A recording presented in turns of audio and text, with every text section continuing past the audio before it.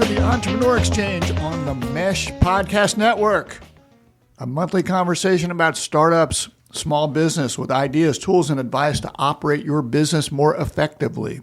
On today's show, it is our annual Business Lessons from the Movies Podtacular, and we'll be joined by the founders of the Foot Candle Film Society, Chris Fry and Alan Jackson. We're going to give you some movie ideas for the holidays so you can minimize the awkward conversation with your in-laws, plus our Small Business of the Month feature, where we'll be highlighting some businesses that you should be checking out. My name is Jeff Newville. I'm your co-host. I'm director of the Manufacturing Solutions Center in Conover, North Carolina. I'm joined by my co-host, Gary Muller, who is Executive Dean of Economic Development and Corporate Education at Catawba Valley Community College in Hickory. Gary, how's it going today? Jeff, I'm doing great and excited about the holidays coming up. Well, how are you doing? I'm doing How was good. your Thanksgiving? I had a COVID-cation over Thanksgiving, but I'm sitting 3 feet from you, by the way. Well, we're here in early December. I've tested negative. I'm feeling good. It's good to be with you, and it's always good to be with our friends, Chris and Alan. Absolutely. Chris, Alan, how you guys doing? Doing great. Doing great. Wonderful. Good to see both of you. This is our favorite time of year because not only are a lot of Oscar-nominated movies coming out, but we get to come on and do the Podtacular. So we look forward to it. It's fun. We do too. It is our honor and pleasure to have you with us. You know, I'm a member of the Foot Candle Film Society. Always appreciate the work that you guys are doing.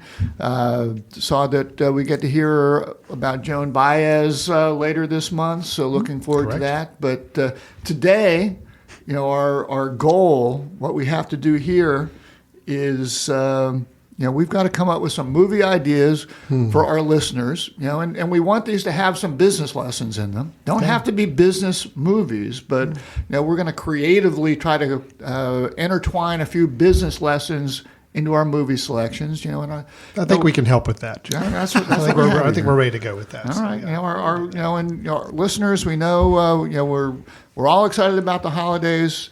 Every now and then we need some downtime, a little bit of break from the family. So we wanted to give you some ideas from movies that you might be able to turn on and entertain the family.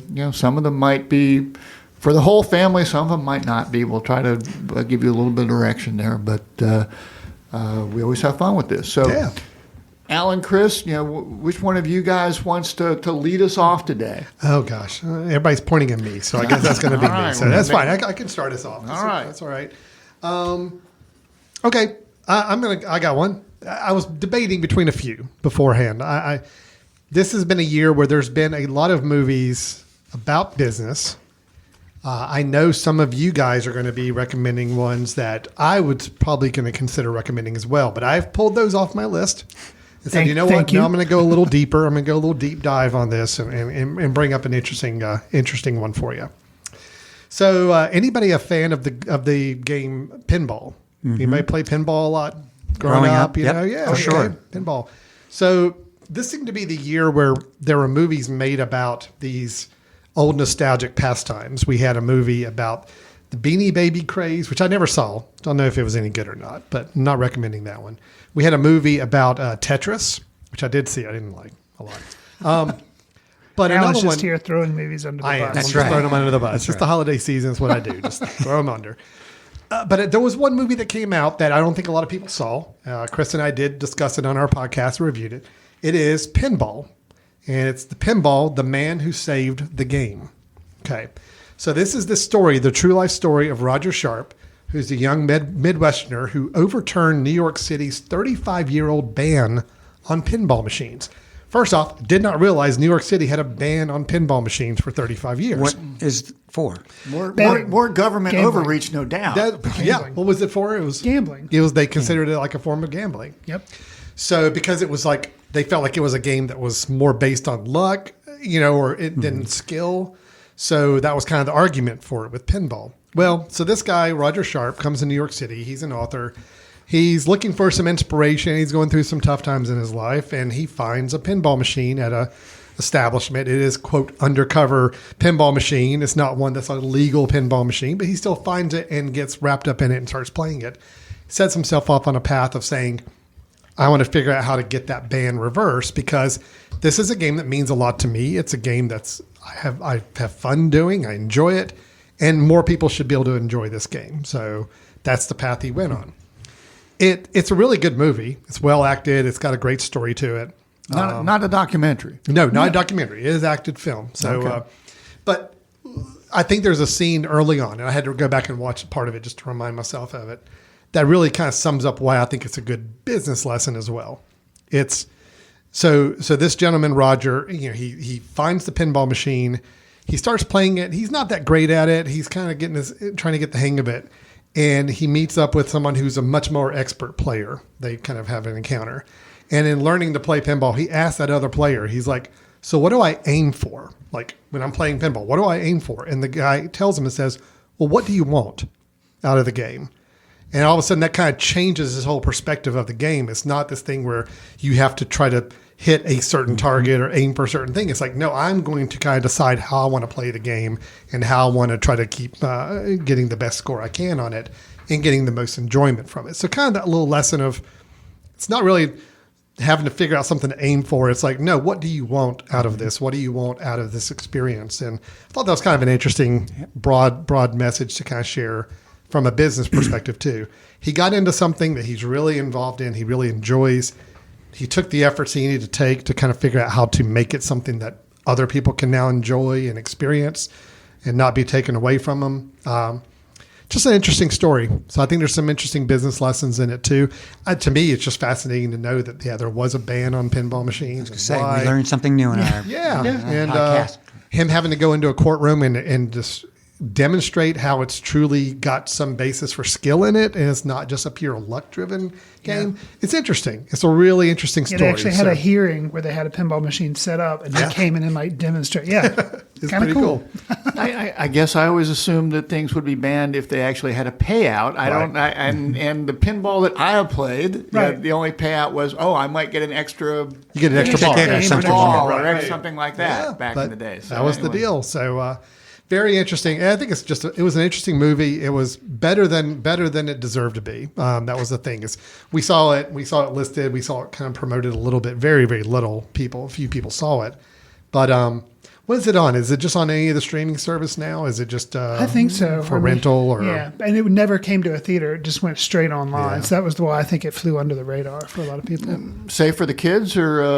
Yeah, it's a PG-13 movie. I think Okay. I don't remember anything upsetting about it. So Show was it to your good. kids. They'll want a pinball machine for Christmas. There you go. There you go. It does a good job of selling the game of pinball. So I found myself wanting to go play pinball after watching it. And so anyway, it has some good messages to it, some good interesting knowledge about a certain aspect of business that I did not realize. So that is Pinball, the Man Who Saved the Game.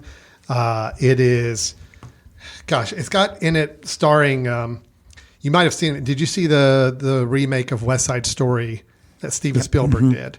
So it's got the guy who was kind of like the second in command guy on the Jets, I believe. Yeah, the bad side. The bad guy bad side kind of. where- yeah. He stars in this as Roger, and He's great. he's really good in it. So it's a good movie. Okay. And he's got Very an good. amazing mustache. Yes. In the movie. Yes, he does. It's Yeah. awesome. Okay. We need to watch it just for that. There you go. Absolutely. All right. Very Great. good. That's Very my good. pick. Well, it sounds like a good start. Awesome. All right, Chris. What recommendation are you bringing? So Alan was kind enough to defer and not recommend this movie so that I could, because he and I both saw it. We reviewed it on the show, BlackBerry. And as you can imagine, it is about the BlackBerry device. And it really, I think most people, if you're listening to this show, you probably remember the BlackBerry. And you're like, you don't hear about it anymore. Well, there's a reason. The film follows the story of two gentlemen, Mike Lazaridis and Doug Freegan, and they are kind of the people that kind of came up with the idea of the phone. And the movie probably stereotypes them a little bit as being like nerds and geeks, and not really. They were just really enjoying developing something new in the creative side. Well, then they hire somebody named Jim Basile, who was a businessman, and he was cutthroat businessman. Now, he did manage to get the BlackBerry to where it was, but the two sides of the creative side and the business side, they did not work well together. And ultimately, that caused for a lot of strain on the company, and people went their different ways. And then there was a frustration point where they refused to kind of innovate, and they didn't want to do an on-screen keyboard because the BlackBerry was famous for, the little actual physical keyboard that people could use. And they're just like, no, nobody's going to want an on-screen keyboard. That's dumb. Why would you ever want that? iPhone comes, iPhone has it, BlackBerry quickly goes away. And they actually show that in the movie, kind of the realization of like, oh no. So it's an enjoyable movie. It is not one for the kids because there's some foul language, often coming from the gentleman that's the business guy, because he is very direct, very cutthroat. It's an enjoyable performance just because Glenn Howerton plays the Jim Basile, and he is ruthless, but he's fun to watch because he's so like a villain. You can tell like, oh, this guy's gonna be trouble.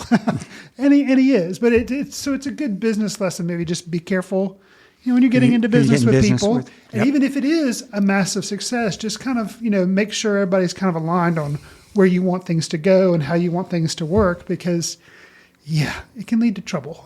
Or if you get the wrong partners, Right, it will be a problem. Exactly. And I'll tell you, I am disappointed in myself that I didn't fight harder to be able to recommend this particular movie, because the second I saw this movie and finished it, I saw it twice actually in the same week, I immediately said, that has to be my pick for the Podtacular in December. And then I hear rumblings that it's going to be used by somebody else at the table here. I'm like, fine, I'll find other ones. But And I understand it's BlackBerry's great. It's also funny. Yes. It is. It's not just people swearing at one another, but there's No, it's funny. I've seen the trailer. I've not seen the movie. It's on Yeah. my list of things to see. It's really good. It was actually one of my favorites this past year. And actually, it's one of those movies where you can go in just thinking, oh, I want to laugh. And you will. But I felt like I learned a lot about, companies and what you need to kind of be aware of. And because it's funny poking fun at the nerds who all they want to do is sit around and play games all day. They still get their work done. But it was a totally different work environment to what the businessman coming in. He's like, nope, you will do this, you will do this. And they're like, what? So it's really enjoyable. It's the great combination of entertaining, but also it was educational. So I would say from the business side of it as well, I think people can fall in love with their products. And, we love the keyboard. We're not going to change the keyboard, and they get blindsided by new products that come in and can wipe their business away. Yeah. And I suspect that's what happens here. I'm sure that's the message. Yeah, the most fascinating part of the film for me is kind of on that idea that they had formed this product and they got it in the zeitgeist of everybody. Everybody and loved it was the BlackBerry. dominant. It was dominant. And then dominant. a pivotal moment in the film is when the iPhone is introduced. And watching all of the people, both at BlackBerry and the carriers that they're having to partner with, AT&T and Verizon and all these companies that they're pitching to, their reaction to that iPhone product announcement. And like half of them are just like, oh, we think everything ought to be like this now and make it like this. And the other half are, no, that's ridiculous. The audience, the general public will never go for this. We're going to keep it the way it is.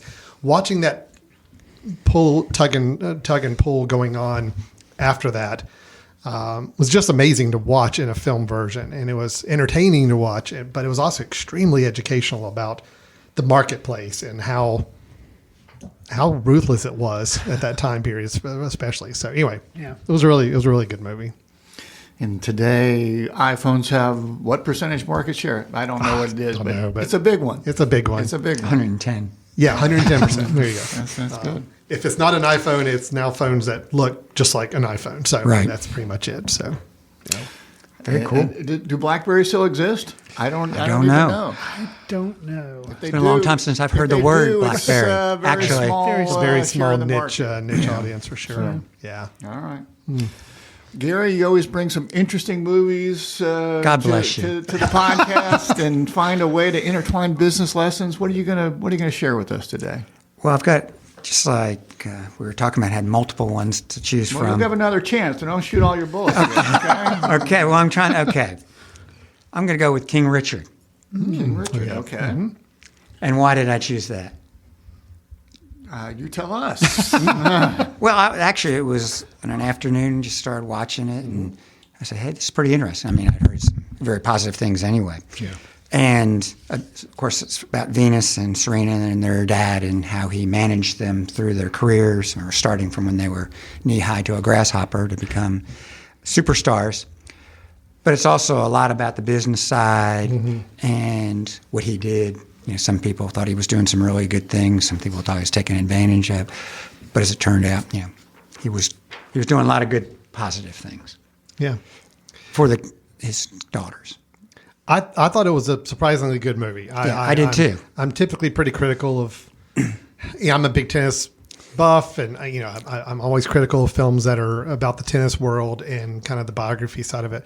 I thought it was good. I thought it was really good, very interesting, and I think that's a good word, interesting. a lot of things I did not know about that family and their relationships for sure. Yes. So it was good. Well, something too. Now I am aware of the game tennis, but I am terrible. I do not follow it very well. And You're I more thought, of a pickleball guy, are you, Chris? well, I just, One of those pickleballs. but so Alan, you'll have to help me here. But one of the things I found fascinating, of course, apparently have already forgotten it, was the movie focused on one of the sisters being the main one, and then it turns out the other one. Sorry, Alan will fill in the names here in a second. Venus was, and Serena. Venus was the Yep. one that was kind of all the hopes were on Venus. Yep. But then it turns out Serena came- Serena's the okay. one. Exactly. I mean, they're both really No, good. yeah, they're but- both good, but it was fascinating to see how it was like, oh, this attention's on Venus, but like Serena was learning the same things and coming along, and then boom, like you say, both were good, but that she whole thing blew of right kind of past. having like Yeah. lessons learned, and that's kind of a thing like you watch and you wait, and then she actually kind of I overcame. mean, you had a great one in Venus, Yeah, yeah. but her sister was See, it's one kind of the of the best exact ever. same story Thought I've that got was with me and my fascinating. brother. So I understand I was that. the older sibling. We both played tennis. I was really good. That's Yes. the words you use there. Yes. I'm going to steal your words. And yes, my younger brother comes up and turns out to be much, much better than me. And so that's where Well, that's because he learned from you.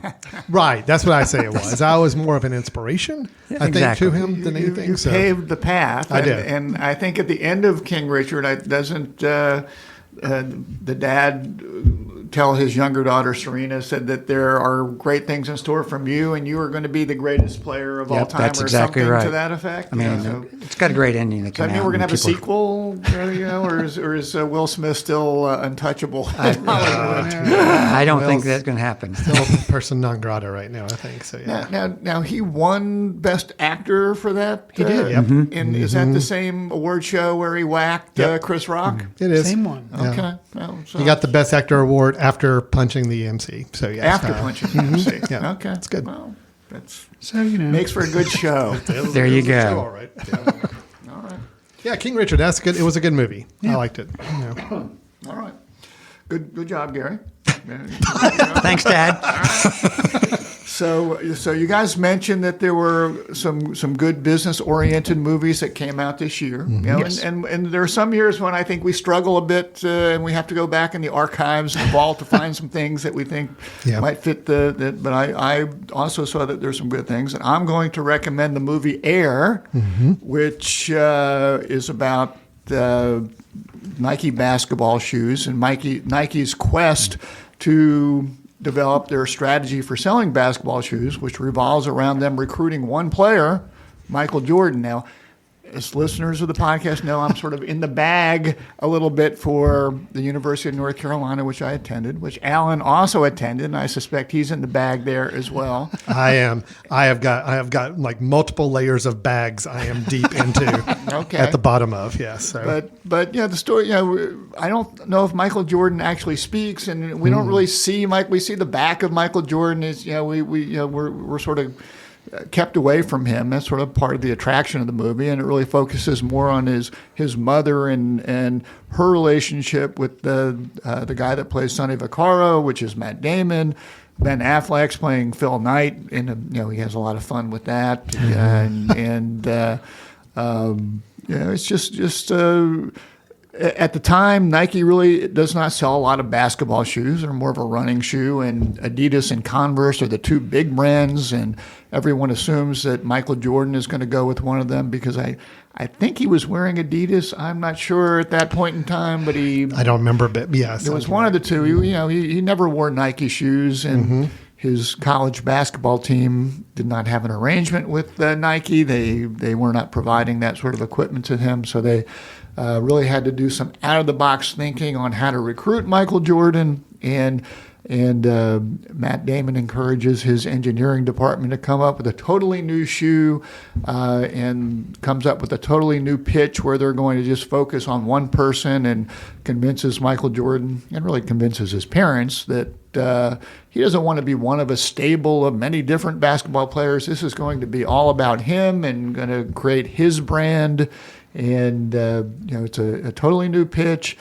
If you believe the movie, and I think it's relatively accurate, the shoe they came up with actually would cause Michael, if he wore it during an NBA basketball game, he would actually be fined for wearing it, because I think the shoes had to be white at that point in time, and they came up with a red shoe that was totally out of the box, and made their pitch, and ultimately Michael Jordan's mother calls and says they're in with a catch. They want a commission on all the shoes sold, which is unheard of at the time.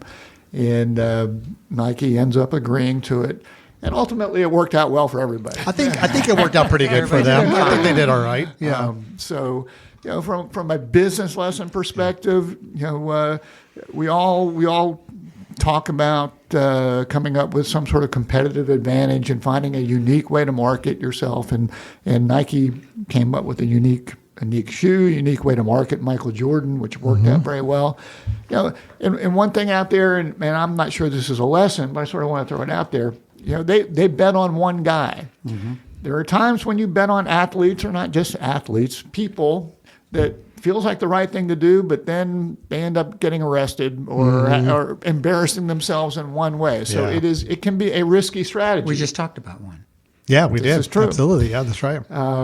So that can be a risky strategy. In this case, they bet on the right horse, who at the time was a very good college basketball player. No one really knew what he would develop into. Right. Arguably the greatest basketball player.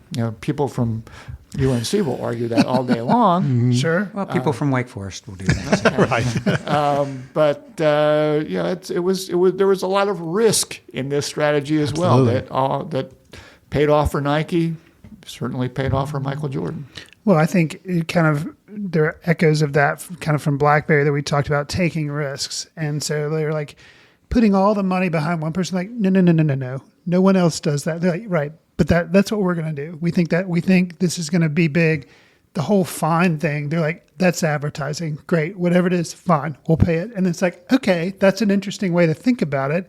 And I think it, obviously, like you say, it paid off. Paid off. Seems to work. Yeah.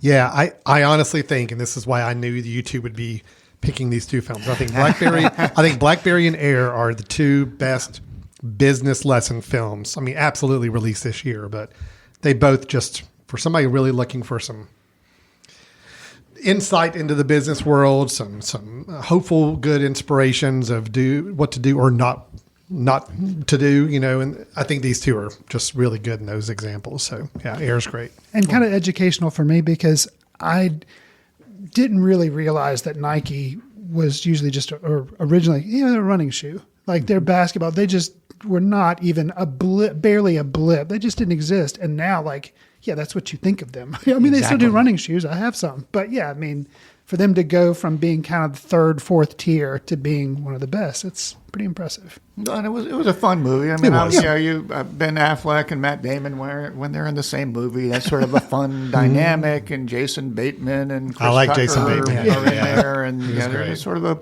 a fun movie. It's on Amazon Prime, I think, and there might be some language, but it's relatively tame. It's relatively good. I think the biggest lesson to pull away from that movie is, I think everybody needs a mother like Michael Jordan's mother if you're going to be making any kind of business deal, because a mother or some sort of mentor, somebody like that needs to be in your life. If you would rather let somebody fight some battles for you. She was good. She was tough. She was tough. That's good. Yeah. All right, Alan, you're back up, buddy. Okay, so I'm going to take a little different approach on this other pick here. I think this movie has some possible business lessons within the movie itself, but I'm actually going to take a different slant. I want to talk about this movie and the business lessons we learned from how this movie came out and was released and was marketed and became the biggest movie of the year. That's the Barbie movie. Okay. So, just go on record. I think this is a good movie. I like this movie a lot. I think it's a lot of fun. And there, you could argue that there's some lessons in there about authenticity of people and its relationship to a brand like Mattel, the brand that released the Barbie dolls. Mattel is actually a character in the movie. You know, there's actually some meta commentary about products and business and the marketing of those products. But what I think is more interesting about this movie, the Barbie movie, is how it was actually marketed itself and was released in such a way that it's a good business lesson just in itself from a movie release standpoint in marketing. I don't know if you guys remember when this movie first got announced, they started building anticipation for this movie really, really early on. There was a lot of social media buzz going on about it. There was a lot of talking about it. A lot of it was fueled by the makers of the film to get energy and enthusiasm built up for this film. There were so many like social media memes about the movie leading up to it that people were using. They partnered with a lot of different brands to help market the film in advance, and kind of a lot of really interesting collaborations with different brands that they were using to market the Barbie movie before it came out. If you went to the theater to see the movie, like they actually had in a lot of theaters, these giant stand-up cardboard boxes you could go inside and take your photo of. They just made it an event to go see this movie, and then they targeted it at obviously an audience that I feel like they knew was a little underserved in movies, which is female audiences, and maybe going from both young audiences that would actually be current Barbie owners to older audiences that grew up with Barbie and had the recollection for it. They marketed to all those age groups. And then the movie itself is actually kind of polarizing. I mean, and I think they fed on that. They actually knew that there were going to be some people who maybe liked some messages from the movie, maybe didn't like some messages from the movie. And they kind of just went all in on that and said, look, this is a movie that has a lot of opinions out there, a lot of things. And, you know, you may come away kind of not liking some elements of it, and you may come away loving others. And we're okay with that. We want this to be kind of more of a movie for everybody to come and have a different experience with. So the marketing of the movie is what I think is the business lesson from that particular movie, is find a market that hasn't really had a chance to be promoted to in a product like a movie as much. Take your time to really spend time to build up that movie, to build up your product in advance, get a lot of people excited and build a lot of anticipation, use a lot of partnerships to kind of help promote it for you. And then, create an experience out of your product or service, in this case, the movie. So I don't know. I'm still fascinated that this movie is the biggest grossing movie of the year, beating all expectations. And they just really did a masterful job of marketing it and promoting it and getting people on board with it. Plus, the movie itself actually features somebody playing Ruth Handler, who was the actual founder of Barbie. Mm-hmm. So you actually get to see her, and she plays a role in the film. And there's some interesting insights from her in the film about why she created the product of Barbie and what she meant it for and all that. So some interesting notes. I mean, I think anybody just fascinated in taking a toy, quote, and, you know, turning it into such a gigantic brand that everybody in the world knows, and then how do you capitalize on that in a film? I don't know. I don't think it's just. I think it's an interesting business lesson. I'm sorry. When was Barbie developed? Oh gosh, was it like the 30s or 40s? I thought, or maybe even 50s. They do mention it in the movie, but I can't. Yeah, remember. it's been at least forever. 50 years. Not longer than that. So yeah, You probably had some when you were a kid, didn't you, Jerry? Let's not talk. Okay. All right. But yes. Okay. And G.I. Joe. Yeah, okay. Yeah. Well, I mean, you're going to mention the marketing. Then the kind of unintentional marketing that ended up happening was Oppenheimer and Barbie, and you had the whole Barbenheimer thing happening. yeah, So- that's a little bit of that collaboration. Yeah. They kind of leaned into it, like, hey, Oh, let's they totally let's did. have fun with this. There's a movie that's the complete polar opposite of our movie coming out the same weekend. Let's have fun with it. Let's partner and make a good collaboration effort, and it paid off because both films hugely successful, and that opening weekend is kind of seen as like a reigniting the box office that we've been seeing a little dormant for the last few years. So I just think there's a lot of interesting business lessons from not just the film, but the efforts around the film to get people to see it. So I think it's worth a watch just for that standpoint. Have you guys seen it? Have not. I'm not, but no Barbie. No Barbie. Anybody's look. It's a fun movie. It's good. My wife says I need to see it, so I it's guess I'll fun. have to see it. Now, Ryan Gosling going to get an Gosling Oscar is- nomination? I don't know. He's really good. He in is it. I mean, good. he and Margot Robbie are both really good in the roles, and the film's just very inventive. It's fun. It does have enough adult level humor to kind of keep you engaged. It's not just playing to the kids not the just a whole kiddie time, movie. right? Yeah. Yeah, and I just think it's a good movie. Good for the whole family? Pretty much. Yeah, I think so. I mean, there'll be some things that would fly over the heads of some really young people. Which is probably good. No, it's good. There's some gonna say the humor same that's a thing. little more, maybe one or two couple instances of some language, but no, it's fine. It's actually, I will say this, it's really positive messaging for young women, for girls, so that's absolutely good. That's why I would encourage it for a family viewing. If you've got females in the house, it's good messaging. It's good discussion points. It follows in the long line of things like Pirates of the Caribbean and then the Lego movie. I heard about both of them. Like, why would I want to see a movie about a ride at Disney World? That sounds dumb. Turns out, good movie. It was fun. fun. Lego movie, same thing. I was like, I don't want to see that. It's like, movie about Legos? No.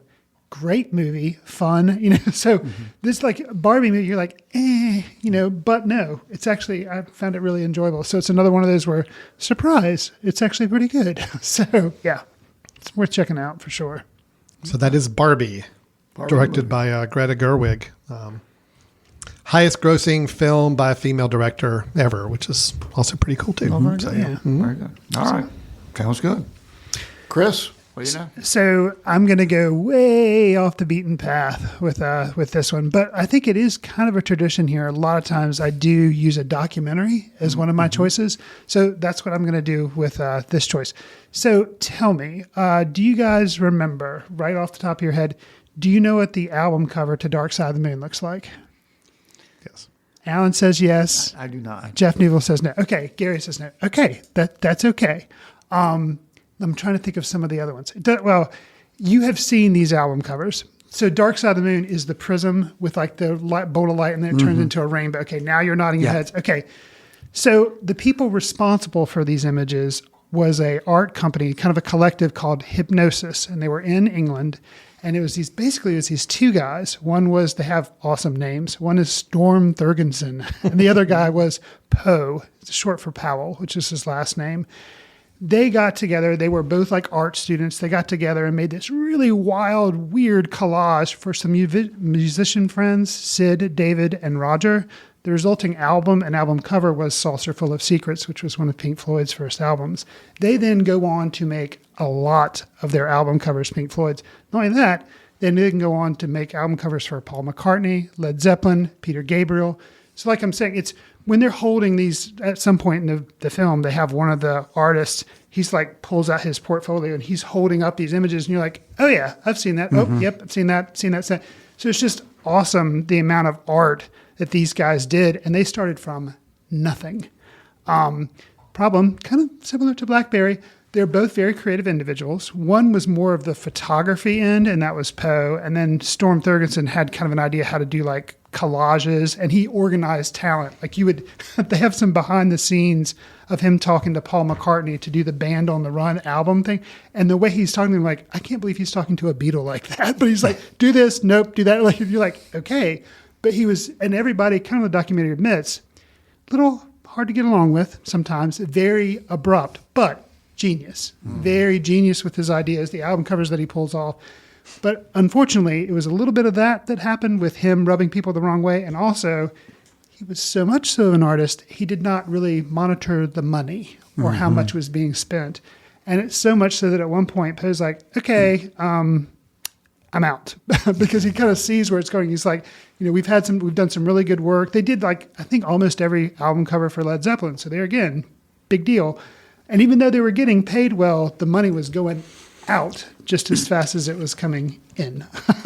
So unfortunately, yeah, they kind of parted ways. But it's just a fascinating story. And I love creative documentaries that show you kind of the behind the scenes and how they did things some of the album covers are just amazing. The stuff that they would do and get away with was pretty amazing. Stuff that probably wouldn't fly nowadays. But yeah, just really, really cool stuff. Like lighting a guy on fire for the Wish You Were Here album cover. And yes, they did that.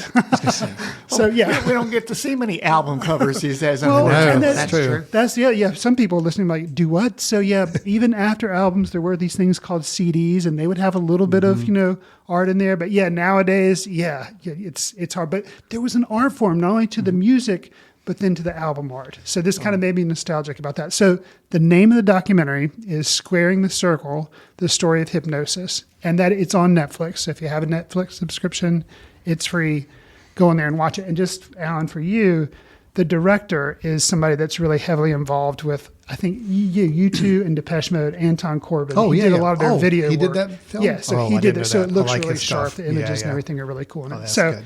if you like music and you want a little business lessons too, Squaring the Circle: The Story of Hypnosis is a cool one to That watch. sounds really So, interesting. Yeah. I like it. And I like the message because a lot of the movies I look at, it's about athletes or entertainers that make a lot of money, but because they're so focused on their craft, somebody's taking advantage of them. Right. And this that's basically, real. they were taking advantage of themselves. Unfortunately, it was like They were living well. and yeah, one of them so much so, and it was like, okay, and it kind of fell apart, which is a shame. And it's funny too because they're still really well thought of. One of the musicians in the band Oasis, he was saying, they were commenting to him like, "Oh, you had this album come out, and like, why didn't you use them?" He's like, "Oh, we couldn't afford them." It's like because they were really, because they were good at what they did. They became known as this, as a brand. It's like, "Oh, you had an album cover done by Hypnosis." Ooh, it was a big deal. So And I'll assume the business model for doing album covers is it's a one-time. It's not like you get paid on album sales. It's like, I'm going to do believe that. you're right, I'm going to do the artwork. You're going to pay me a fixed amount and have a nice day. right, yeah, A lot so, of one-off Yeah. projects. Yeah. Sure. Okay. Well, and the vinyl has made a comeback. Is making a Yes. comeback. True. My parents sold all my albums out from under me when I went to college, and now I've got like boxes of CDs, and I don't know what to do with them. I have a decent little album collection at home. So collection from both sets of parents and our family kind of filtered down. And luckily my wife and I both listened to a lot of albums when we were young and have been fortunate enough to keep a hold of them. So I'm very happy with my little collection. It still doesn't beat the convenience of playing the music on your phone and streaming. But sometimes it's nice just to take an extra moment and put it out Go on the through the turntable process, and listen to all the pops and crackles on it. And, it's, and plus the album artwork, I do miss that. I really, really do miss that. So you'd mentioned this to us. I think you recommended it in a podcast episode, Chris, but I didn't pay enough attention to you. I have now listened to you a second time. I definitely need to see this documentary. I So listened to you, thank you. Chris. I'm glad somebody does. Yeah, somebody does. I'm not going between the two. All right. Well, Gary, it is your turn. So It you is need my to- turn. You need to give us another recommendation. Well, and it's one you probably haven't heard. Because I went back so many years. I actually went to see the I like date. that. Because I try to watch it every year. And I guess because I've watched it many years. And the first time I did or so, it didn't really hit me. And this year, It's a Wonderful Life. Oh, I think I've heard of Chinese that. story. Yeah. And, I always think of it as a sad feel-good movie. That's why I have to always watch the last 30 minutes. I don't want to watch the first part of it. Yeah. But every time it comes through, I sit there and the business and the way he handled business for the community and when they needed him, all those good things he did came back in spades. So take care of your business in the proper way. Yes, and be that good person and sometimes they may go away from you for a while, but when the chips are down, the community came back. An angel got his wings. Right. I was really surprised. I mean, you mentioned how kind of sad it is for 4/5 of the movie. Yes. I mean, it really is. I had forgotten just how kind of It's tough just a- it is. It's a tough movie. movie. It's in black and It white, does- You're going gracious. It does pay off, but It does. Man, you I'm not kidding. I now watch the last 30, 45 minutes Yeah. because I just don't like to go through that dark. Well, I will say that when my children were younger and we had a hard time getting them to go to bed on Christmas Eve, they would That was watch a It's good a one. Wonderful Life. They would pass out on the floor Yeah. and we would carry them to bed. So they at that younger age did not have as much an appreciation for it. That's right. Well, That's that would be that there we too. probably do at this point in time. Yes. Sure. It's definitely a more adult It Christmas is. movie, more adult, than your typical holiday movies are. Yeah. But it's a good great. one though. It's really good. Okay, well, I think that's a good one, Gary. Good job by you. Thanks, Dad. See, when he started, he was like, I've watched it every year. I thought he was going to bring up Wolf of Wall Street again. Well, Yeah. I was waiting for a I was rerun going on through my that. list. I said, oh gosh, yeah. It's a Christmas tradition. We will- Gather I around. shied away from that. It's always out there. It's on the TV. It is. It's actually on right now. I was But flipping it's- channels, and then it was there, and I thought of us. It's a Wonderful Life will be on a lot during December as well. So Yes. make sure to catch that one as well. So I have another 2023 movie that I saw. I think I saw on Netflix. Okay. Pain Hustlers. I don't know if you guys Oh. have seen that one. I seen have it not yet. seen it. Okay. So it's a little bit of a sad movie. I don't know. It's sort of based on a true story of a fentanyl-based drug company, which was really sort of peddling their drugs, creating something called speaker programs to encourage doctors to prescribe their drugs. And it's now turned into a movie. Emily Blunt is in it. She's sort of a down on her luck single mom who runs into a pharmaceutical salesman played by Chris Evans in a nightclub where she's actually a dancer. They start up a conversation. He says, you can come work for me. You'll make $100,000 a year. Some more bad things happen in her life, and she reaches out to him. And basically the deal is, you can make $100,000 a year, but it's all commission sales. And we've got this new drug that will help cancer patients ease their pain, but they can't get any doctors to prescribe it. So it sort of goes into the ugly side of pharmaceutical sales and what salespeople go through to sell, which can seem a little unseemly at times.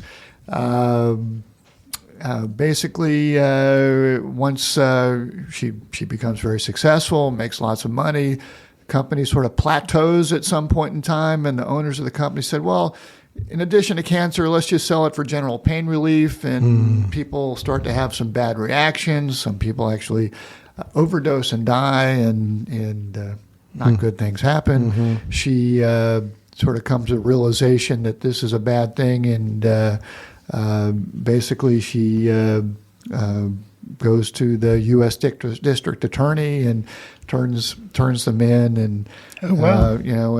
so I mean it's sort of it's not necessarily a Christmassy story, but it's sort of a realistic story, and I maybe this is bad of me, but I guess I have some admiration for people that can sell, and I, coming from a business background, Sure. I always sort of scratch my head saying, why does that person in the company make so much money?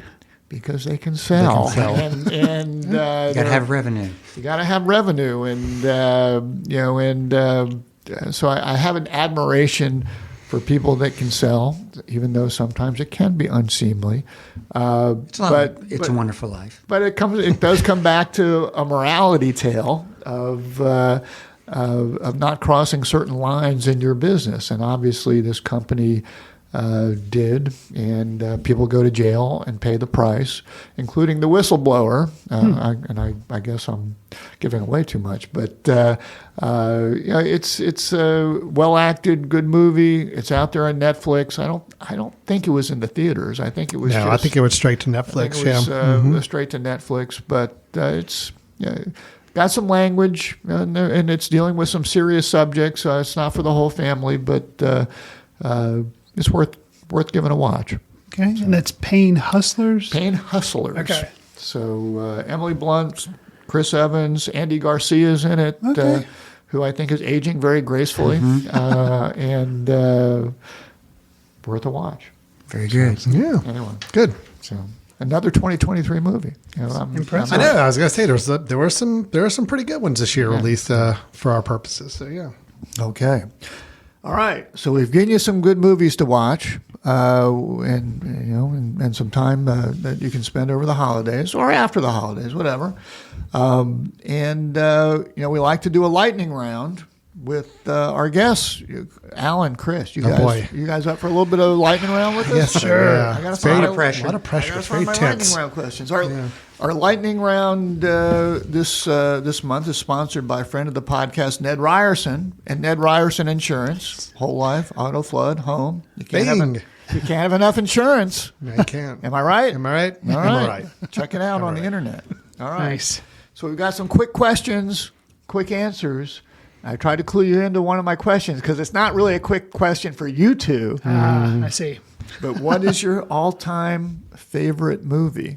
Oh my gosh, are you really? I'm asking you that. You're dropping that question down on the table. I tried to give you a little heads up on that one to give you a little bit of time. I thought to you were think about it. joking. I saw that in the if you notes. can't think of one, give me one of your all-time favorite movies. Doesn't have to be a Christmas Go one. first. So, yeah, mine is 2001 A Space Odyssey. And it was because I saw it when I was too young, not because there's anything bad or anything like that in it, but because I didn't understand what the heck was going on. I watched it when it came on TV, and it must have taken like over 5 nights back then because they would only show they had so many commercials and stuff. But then I watched it probably again when I was a teenager, and then I watched it in college, and I really fell in love with it in college. And I see it probably once a year, and can I tell you what it means? No. But I have different theories, which we won't go into here because it'd take too long, but just the fact that a movie can entertain me and I can revisit, and I've had my kids watch it, and they're like, yeah, that was interesting, but they're just, yeah, so that for me is, and it was one of my first experiences watching a Stanley Kubrick movie. So that kind of did it right there. More relevant today as AI might take over our lives. Yeah. Okay. Yes, definitely. How is an It early... could be a business movie next year. I know. I was going to say it was a harbinger of things to come. So Yeah, just don't go near airlocks, I guess. If yeah, no airlocks. Alan, you want to hazard a guess? I mean, I'll go ahead and just give my default answer, even though it's so cliche, and Chris is going to roll his eyes because he and I disagree on this film quite a bit. But it is Citizen Kane. Okay. I mean, I figured it'd be Citizen Kane or Godfather, one of you. well, my 1, 2, 3 punt, it's Citizen Kane, and then I've got Goodfellas. Actually, I go a different mob related film on my favorite, but Citizen Kane is still tops, and it's not only it's a great movie. I think I'm also more inspired by the way it was made, the talent behind it that was made, and the timing and the environment it was made in.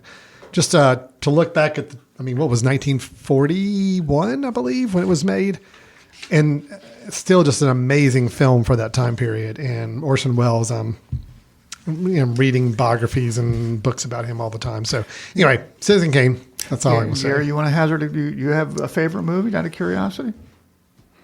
You blindsided me. No, I'm just curious. When people ask me that question, What are you going to say? This is where you could pull in the Wolf of Wall Street. Mention here. It didn't. Just saying, cross it's my an mind open, until Chris said it's an open door for That's it. I'm true. just saying, Gary. when people, Butch Cassidy and the Sundance Kid. Oh, I love Butch Cassidy. Yeah, I wouldn't have that's thought of it, one but I did. I don't know. I'm going to show you that I'm not very technical on the movie side. I'll say Rocky movies. The original Rocky. I think Original it's an Rocky. excellent movie. Yeah, Excellent. original Rocky. That's Yeah, it's good. Fine. All right. And this wasn't on my list, but I'm going to throw this out to Alan and Chris. Godfather 1 or Godfather 2? I actually like the first one. Yeah. I think the second one's a better movie. However, I will say, get this: the first time I saw The Godfather from start to finish, I was in Russia for the summer with a tour group, and we went to an art museum, and we watched it with a bunch of individuals that were dressed really, really nice. And some of the students, the Russian students later told me, yeah, those people may be businessmen. And when they said it like that, that meant they were probably mob related. So that was my first experience watching that movie. So I have sentimental reasons to like the first movie better. I know there's a critical debate over Absolutely. the two and as well. So anyway. Yeah. All right, a little lighter. Christmas turkey, ham, or other? Oh man, it's all about the ham. Yep, I'm with it. This is one thing Chris and I are in agreement on. We've been disagreeing on many things this morning on other podcast episodes, but yes, we are agreeing on ham. Yeah. turkey. We're turkey on this side. All of the turkey table. on this I'm side. a Right. turkey. I'm a turkey. Interesting. guy. Yeah, I love turkey. Interesting. Turkey. All right. All right. Do you prefer to give gifts or receive gifts? Receive. No, that's actually no. I take that back. I do love giving gifts. Yeah, giving gifts is fun. Depending. Like my son's a nightmare because you never know what he wants. But my daughter, on the other hand, she's just very very creative, and so it's really easy to come up with something random that she'll like. So yeah, giving gifts is always fun, but sometimes it can be really tough. The people know. are hard to It buy is- for. My son's terrible to tough. buy for. I know. So- All right. Last question. I like giving. You like giving? And I love it even more now that my kids leave me a link to what they really want. There you go. Well, it's a good thing I like giving more than getting, in all honesty, because with kids, I don't really get any gifts anyway. So I'm still waiting look for at that me and point say, where they get old enough where they yeah, actually start giving me gifts. Well, But, Sure. I we'll can get tell there. you that's So- not going to happen. it doesn't happen. They Okay. said, Dad's got what he wants Right. or what he deserves. What are the So I guess the gift giving is always a downward down the Yes. family chain, never back up again. Right. So okay. All right. So, I hope I got this last question right. I might have messed up. So, I'm sure you will correct me if I'm wrong. Okay. Cartoon Grinch or Jim Carrey Grinch? Was it Jim Carrey that played the Oh Grinch? yeah. You're right. The live action. Yes. Grinch. Cartoon Grinch or Jim Carrey Grinch? I mean, I despise the Jim Carrey Grinch movie, so I'm gonna definitely go cartoon Grinch original. Okay.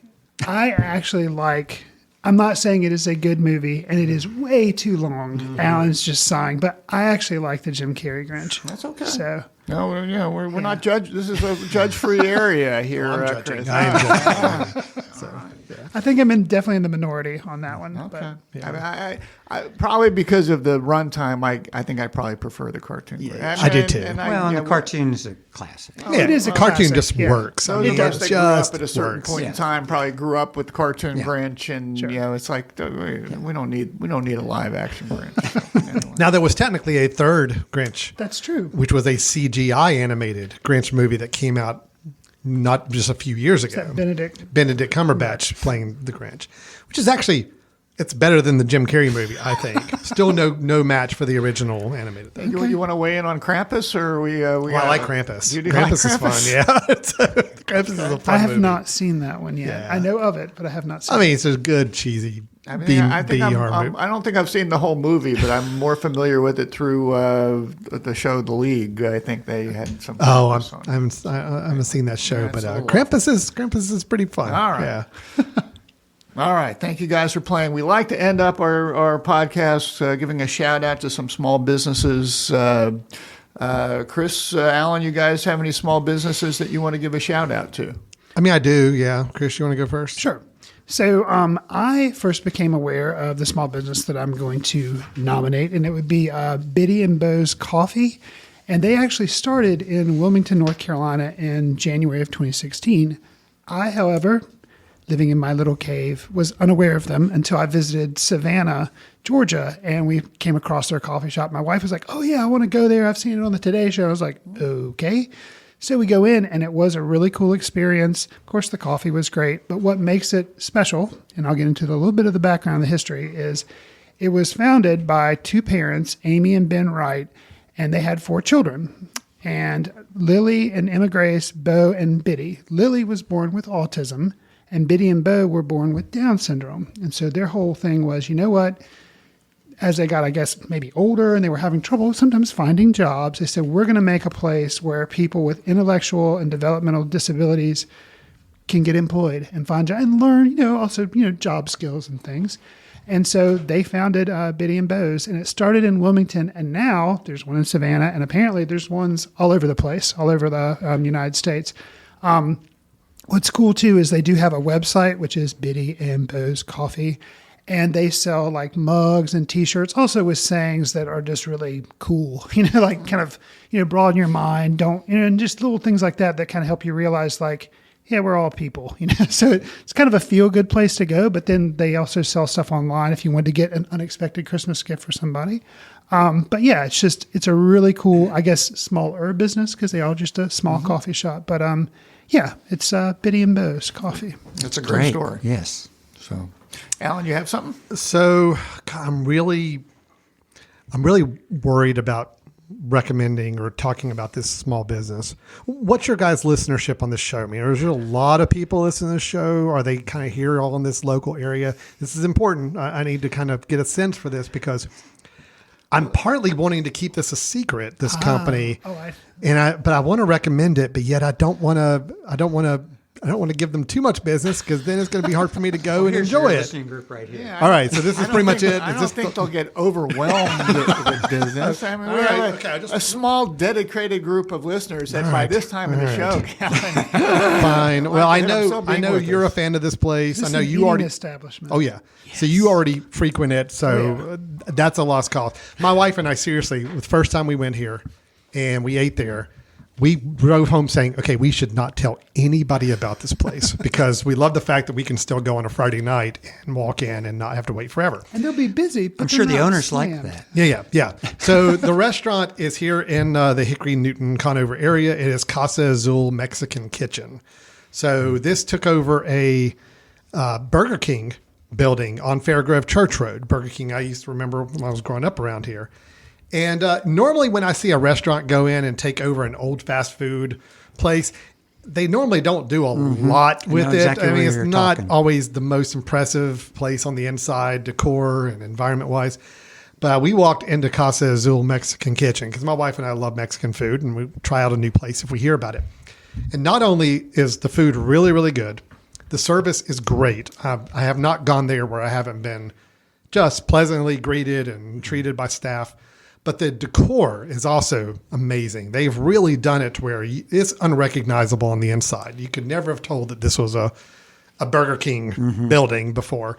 It really, they've got the theme right. They've got the environment right. I mean, it's a good looking place, a good tasting place.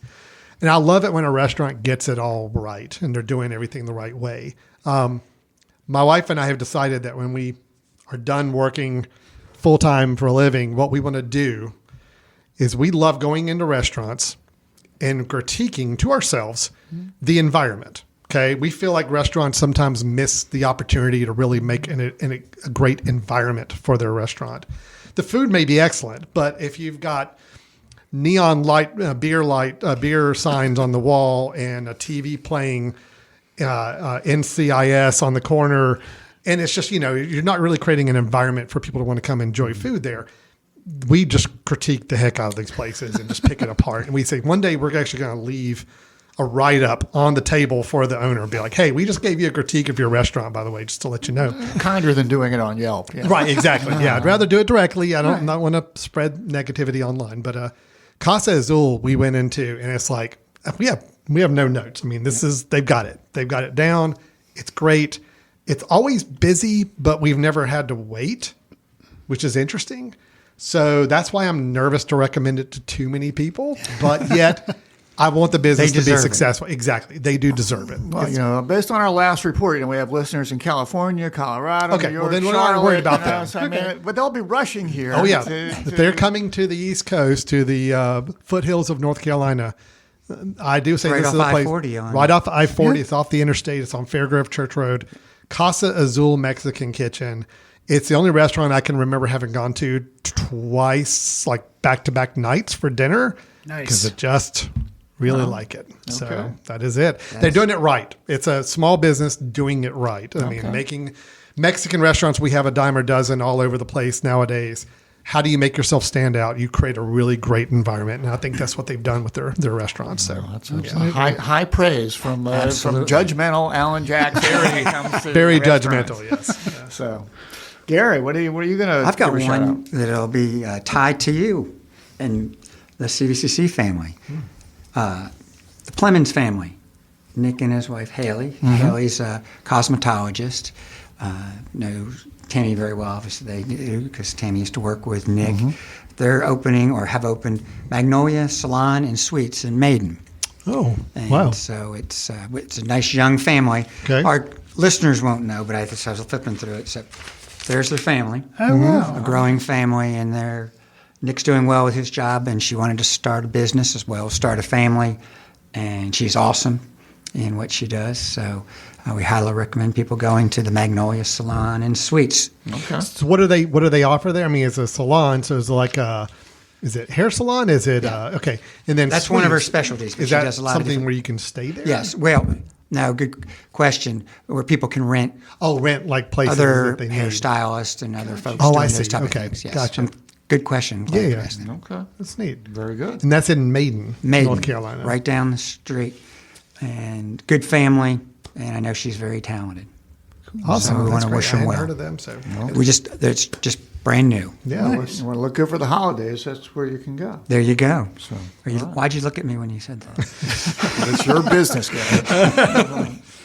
Well, I'm going to recommend a business that I read about in Business North Carolina magazine. It's called Tiny Earth Toys. And they sort of have a unique twist on things in that it is a toy subscription service.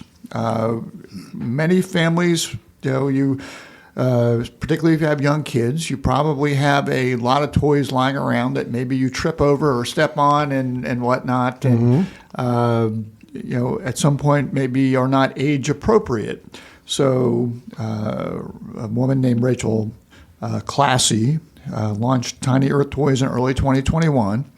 And now it has 16 people working for it, revenue over $1 million, has got some outside investors, has several thousand subscribers, and a 92% monthly retention rate. They deliver toys every 2 months. 5 toys cost $35 per month. It goes up from there. And they really focus on higher quality toys. They focus on sustainability and want people to buy fewer toys but keep them longer. So if you Google tinyearthtoys.com, you'll find out about them. Just sort of a cool twist on the toy business, which feels appropriate this time of year. I love that idea. Yeah, That's great. I mean, really thinking about it, that makes sense. She did go to the Duke MBA program, Alan, so don't get too excited about it. So, okay. A hush goes over the crowd. All right. Well, we want to thank Chris and Alan for joining us today. But we'll also say if you do have a suggestion for a small business of the month, you send it to us at eexchange@themesh.tv. We want to thank Chris and Alan for joining us. You can check out their podcast. Where can they find you guys? Where can they so find Foot Candle Films is our podcast. It's also on the same Mesh.tv podcast network, but you can find it on same place you can Entrepreneur Exchange, on Apple Podcast and Google Podcast and Amazon Podcast and all those other places. So And if you go to footcandle.org, you can find out about the Foot Candle Film Society.